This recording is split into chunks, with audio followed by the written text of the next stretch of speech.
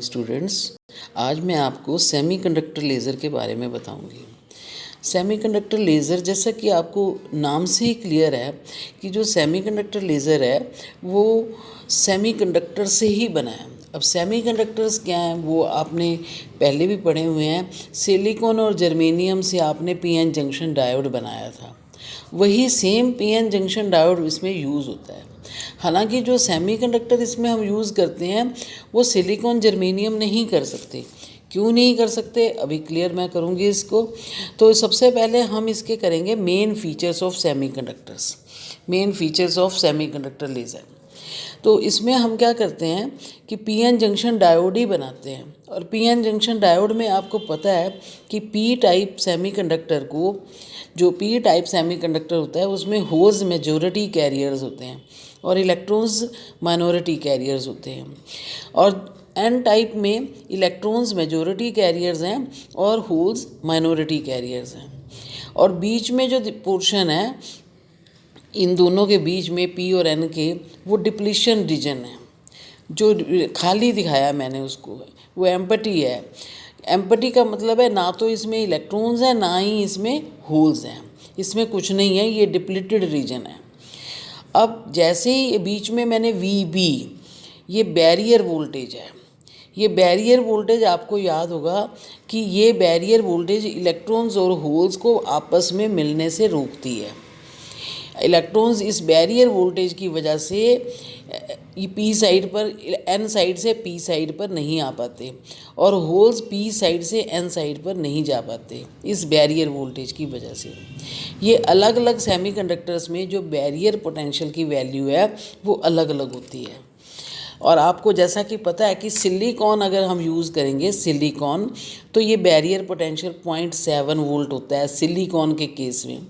और जर्मेनियम अगर यूज़ करते हैं semiconductor, P type N type semiconductor बनाने के लिए अगर जर्मेनियम मटेरियल यूज़ किया जाता है तो ये बैरियर वोल्टेज होती है 0.3 वोल्ट। तो ये इसलिए मैंने बताया कि इससे ये क्लियर होना चाहिए आपको कि बैरियर वोल्टेज सभी मटेरियल्स के लिए अलग अलग होती है। उसके बाद जैसे ही हम इसको फॉरवर्ड बायस करते हैं और ये वोल्टेज जो वी एफ है, फॉरवर्ड वोल्टेज है, इसको जैसे ही हम अप्लाई करते हैं और ये वोल्टेज जैसे ही बैरियर वोल्टेज से ऊपर होती है तो इलेक्ट्रॉन्स और होल्स, इलेक्ट्रॉन्स एन साइड से पी साइड की तरफ इंजेक्ट करते हैं और होल्स पी साइड से एन साइड की तरफ, जिससे क्या होता है जो बीच वाला पोर्शन है, जो डिप्लीशन रीजन है बीच में, यहाँ पर इलेक्ट्रॉन होल्स जो हैं वो कंबाइन होते हैं और कंबाइन होने से, उनके कंबाइन होने से एनर्जी रिलीज़ होती है। पी टाइप वाले होल्स और एन साइड वाले इलेक्ट्रॉन्स फॉरवर्ड बायस की वजह से डिप्लीशन रीजन में कंबाइन होते हैं, जिससे आपस में मिलते हैं, जिससे वोल्टेज रिलीज, जिससे एनर्जी रिलीज़ होती है। अब क्वेश्चन ये है कि ये एनर्जी रिलीज़ कैसे होती है।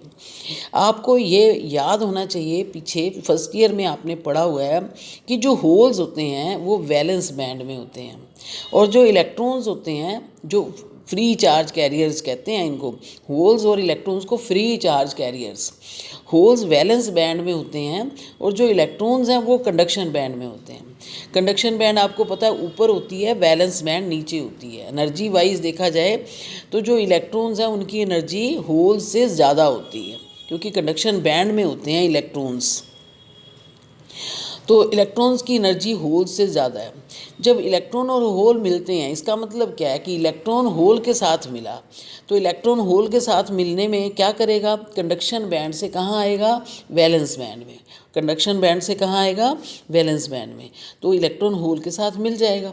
और जैसे ही इलेक्ट्रॉन होल के साथ मिलेगा ऊपर से, क्योंकि नीचे कंडक्शन बैंड से वैलेंस बैंड में आया है, तो क्या होगा, जो कंडक्शन बैंड और वैलेंस बैंड का जो एनर्जी डिफरेंस होगा वो एनर्जी बाहर आएगी, क्योंकि इलेक्ट्रॉन की एनर्जी क्या हो गई, कम हो गई, क्योंकि वो किस में आया, वैलेंस बैंड में आया कंडक्शन बैंड से, तो उसकी एनर्जी कम हो गई, जिससे क्या एनर्जी रिलीज़ होगी। अब जो ये एनर्जी रिलीज़ होती है ये डिफरेंट मटेरियल्स में डिफरेंट होती है। ये जो एनर्जी मैंने बोला ना रिलीज़ होगी, तो इससे आपको एक बात क्लियर हो गई कि जैसे ही किसी पीएन जंक्शन डायोड हम बनाएं और उसको फॉरवर्ड बायस करें तो इलेक्ट्रॉन और होल्स के मिलने पर एनर्जी रिलीज़ होती है। और अगर हम ये पीएन जंक्शन डायोड जर्मेनियम का लेते हैं या सिलिकॉन का लेते हैं तो जो एनर्जी रिलीज़ होती है वो हीट की फॉर्म में होती है, जो कि हमारे लिए यूज़लेस है। लेकिन अगर हम यही पीएन जंक्शन डायोड अगर हम गैलियम आर्सेनाइड फास्फाइड का बना लेते हैं, गैलियम आर्सेनाइड फास्फाइड का बनाते हैं, यही PN junction diode gallium arsenide phosphide का बनाते हैं ये, तो क्या होता है कि जो एनर्जी रिलीज़ होगी इनके फॉरवर्ड बायस करने पर वो लाइट की फॉर्म में होगी, विजिबल लाइट की फॉर्म में होगी, विजिबल रेडिएशंस मिलेंगी हमें। तो लेज़र हमारे पास जो डिवाइस है, लेज़र में क्या होता है, विजिबल लाइट के लिए अगर हमें कोई कहे कि लेज़र तैयार करना है तो हम क्या यूज़ करेंगे, विजिबल लाइट के लिए गैलियम आर्सेनाइड फास्फाइड यूज़ करके पीएन जंक्शन डायोड बनाएंगे, फिर जर्मेनियम और सिलिकॉन को यूज़ नहीं करेंगे। और दूसरी बात है कि अगर जो सबसे पहला लेज़र डिज़ाइन किया गया था सेमीकंडक्टर्स को यूज़ करके, वो गैलियम आर्सेनाइड सेमीकंडक्टर यूज़ किया था, गैलियम आर्सेनाइड, और उसको यूज़ करके गैलियम आर्सेनाइड को यूज़ करके, ये मैंने लिखा भी है, फर्स्ट सेमीकंडक्टर लेज़र जो है गैलियम आर्सेनाइड यूज़ करके बनाया गया था। और ये इंफ्रारेड लेज़र है, हॉल ने डिज़ाइन किया था इंफ्रारेड। कहने का मतलब है इससे जो रेडिएशंस निकलती हैं वो इंफ्रारेड रीजन में निकलती हैं। तो अब आपको एक बात समझ आ गई होगी कि हमारे को कोई भी लेज़र बनाना है तो उसके लिए एक तो चाहिए था एक्टिव मीडियम। एक्टिव मीडियम कौन सा हो गया, ये पीएन जंक्शन डायोड ही एक्टिव मीडियम है, क्योंकि इसी में ही क्या हो रहा है, इलेक्ट्रॉन्स और होल्स मिल रहे हैं और एनर्जी रिलीज़ हो रही है। और ख़ासकर इसमें जो मेन रीजन है, मीडियम है ना, डिप्लीशन रीजन जो है ना, वो इसमें जो है जहाँ पर लेज़र एक्शन हो रहा है, डिप्लीशन रीजन में लेज़र एक्शन हो रहा है, क्योंकि इलेक्ट्रॉन एन से डिप्लीशन रीजन में आते हैं और होल्स पी से आते हैं, जिससे क्या वो कंबाइन होते हैं और जो रिकम्बिनेशन एनर्जी जो है वो लाइट की फॉर्म में बाहर आती है। कब, अगर हम ये PN junction diode gallium arsenide phosphide का बनाएंगे। दूसरा है पंपिंग सोर्स। तो जो ये इलेक्ट्रॉन और होल मिल रहे हैं किसकी वजह से मिल रहे हैं, फॉरवर्ड बायस की वजह से। तो फॉरवर्ड ये जो पावर सप्लाई है वीएफ, ये पंपिंग सोर्स हो गया। तीसरा हमें चाहिए रेजोनेंट कैविटी। रेजोनेंट कैविटी का मतलब जो रेडिएशंस निकलेंगी उसके लिए क्या करना पड़ेगा, रेडिएशंस जो निकली हैं उनको अंदर ही क्या करना पड़ेगा, रिफ्लेक्ट करना पड़ेगा। रेडिएशंस को मल्टीप्लाई करने के लिए, एम्पलीफाई करने के लिए, क्योंकि जो लेज़र है उसमें क्या होता है, लाइट एम्पलीफाइड मिलती है, काफ़ी ज़्यादा इंटेंसिटी की मिलती है। वो कैसे मिलती है कि जो रेडिएशंस अंदर निकलती हैं उनके मल्टीपल रिफ्लेक्शंस होते हैं मीडियम के अंदर, उससे वो एम्पलीफाइड लाइट मिलती है।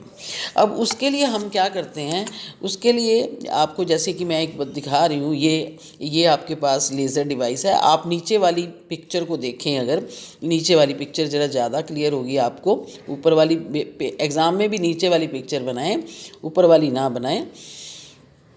अब नीचे वाली पिक्चर में क्या है कि सपोज़ आपके पास दो बुक्स हैं, एक बुक नीचे रखो वो एन टाइप बन गई, दूसरी बुक को ऊपर रखो वो पी टाइप बन गई। तो आपने ऐसे दो बुक्स रखी अपने सामने, बेशक रखें, दो बुक्स रखी, एक नीचे वाली एन टाइप, ऊपर वाली पी टाइप हो गई। और जो आपको बीच में दोनों पी और एन के बीच का रीजन है ये डिप्लीशन रीजन बनेगा। ये 3 डायमेंशनल पिक्चर है, उसको समझना है। तो आप ये देखें कि जो डिप्लीशन रीजन है हमें कहाँ दिखाई देगा, किस किस एक्सिस के अलॉन्ग दिखाई देगा। अगर हम इसके ऊपर एक बुक के ऊपर दूसरी रख रहे हैं तो डिप्लीशन रीजन जो नज़र आएगा वो एक्स एक्सिस के अलॉन्ग नज़र आएगा और वाई एक्सिस के अलॉन्ग नज़र आएगा। जो एक्स एक्सिस वाली साइड है, जो एक्स एक्सिस की तरफ फेस बनेगा उस तरफ नज़र आएगा, और जो वाई एक्सिस की तरफ बनेगा फेस उस तरफ हमें नज़र आएगा। और जो टॉप पर होगा वो जेड एक्सिस होगी। तो हम क्या करेंगे, जो टॉप है दोनों, एक बुक की टॉप, जो ऊपर रखी है बुक उसका टॉप, और जो नीचे रखी है बुक उसका बॉटम, उसके बीच में हम पावर सप्लाई लगा देंगे। ये देखिए पावर सप्लाई लगी हुई है। तो ये ऊपर का टॉप बुक जो थी उसका टॉप, और नीचे वाली जो बुक थी उसके बॉटम में पावर सप्लाई लगा दी, ठीक है। और जो वाई एक्सिस की तरफ हमें डिप्लीशन रीजन दिख रहा है उसमें हम क्या करेंगे, हम वाई एक्सिस की तरफ जो डिप्लीशन रीजन दिख रहा है उससे हम लेज़र बीम लेंगे, लेज़र आउटपुट लेंगे। तो हम क्या करते हैं, वाई एक्सिस की तरफ जो दिख रहा है हमें उस साइड्स को, उन एंड्स को हम पॉलिश कर लेते हैं। एक एंड को फुल्ली रिफ्लेक्टिंग और दूसरे एंड को पार्शली रिफ्लेक्टिंग करते हैं, जिससे क्या है, जो एंड फुल्ली रिफ्लेक्टिंग होगा, कौन से वाली साइड कह रही हूँ मैं, वाई एक्सिस वाली साइड, ठीक है। वाई एक्सिस वाली साइड को फुल्ली रिफ्लेक्टिंग और पार्शली रिफ्लेक्टिंग बना देंगे, और वो हमारे पास लेज़र आउटपुट के लिए जो पार्शली रिफ्लेक्टिंग होगा फेस, वो हमें उससे लेज़र आउटपुट मिलेगा। बाकी जो एक्स एक्सिस वाली साइड के फेसेस हैं, एक्स एक्सिस वाली साइड के फेसेस, उनको हम क्या करते हैं, रफ़ बना देते हैं, क्योंकि डिप्लीशन रीजन तो उसमें भी दिख रहा है, और जैसे ही डिप्लीशन रीजन दिखेगा उसमें से लाइट निकलेगी, तो उधर से भी निकल रही है, उनको रफ़ बना दिया ताकि वो जो उसमें एमिशन से रेडिएशंस हैं वो हमारी क्या हो जाएं, स्कैटर हो जाएं, अंदर रिफ्लेक्ट ना हो, स्कैटर हो जाएं। तो पॉलिशिंग किस साइड पर की, एक साइड, या ऐसा समझ लें कि हमारे पास जब हम एक बुक के ऊपर दूसरी बुक रखेंगे, हमारे पास 6 फेसेस बनते हैं, एक वाई एक्सिस के अलोंग, वाई एक्सिस के अलोंग, एक एक्स एक्सिस के अलोंग, एक जेड एक्सिस के अलोंग। तो उनमें क्या है, टोटल 6 फेसेस बने ना। एक्स एक्सिस के अलोंग 2 आमने सामने, वाई के अलोंग 2 आमने सामने, जेड के अलोंग 2 आमने सामने। तो जेड के अलोंग जो है वो हमने क्या किया, पावर सप्लाई लगा दी। एक्स और वाई में से जो किन्हीं 2 फेसेस को हमने पॉलिश कर दिया, बाकियों को रफ़ बना दिया, जिससे क्या हमें लेज़र लाइट बाहर मिलेगी। अब ये आपको ये भी समझ आ गया होगा यहाँ पर कि ये जो लेज़र है, ये जो सेमीकंडक्टर लेज़र है, ये सिंपल पीएन जंक्शन डायोड से बन जाता है ये लेज़र।